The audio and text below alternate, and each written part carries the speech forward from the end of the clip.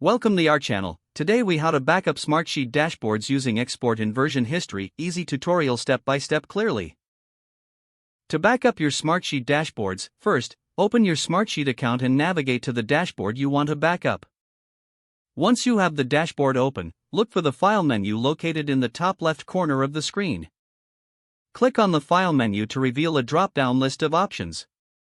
In this drop-down, select Export to initiate the export process. You will be presented with a few export options, such as PDF or Excel. Choose your preferred export format by clicking on it. If you select PDF, customize any settings like page size or orientation if desired. After making your selections, click the Export button to download the dashboard file to your device. Now, let's discuss how to access version history for additional backups. Return to the dashboard and look for the history icon, usually located near the top right corner. Click on the history icon to open the version history panel. Here, you will see a list of all past versions of the dashboard. You can review these versions to ensure you have access to previous configurations. To restore a previous version, simply select the desired version from the list. After selecting the version, click the Restore button to revert to that specific point in time. Once you have restored a version, it's wise to export it as well for your records. Repeat the export process to ensure you have a backup of the restored dashboard.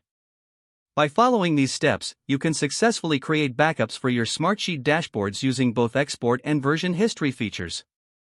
If the page does not load, refresh the browser or try again in a private or incognito window. Make sure you are using the correct email address, then retype it carefully to avoid small typos.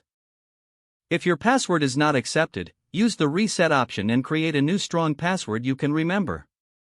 Check your spam folder for verification or security emails, then complete any requested confirmation steps. Enable two-factor authentication if available to improve account security and reduce unauthorized access risk.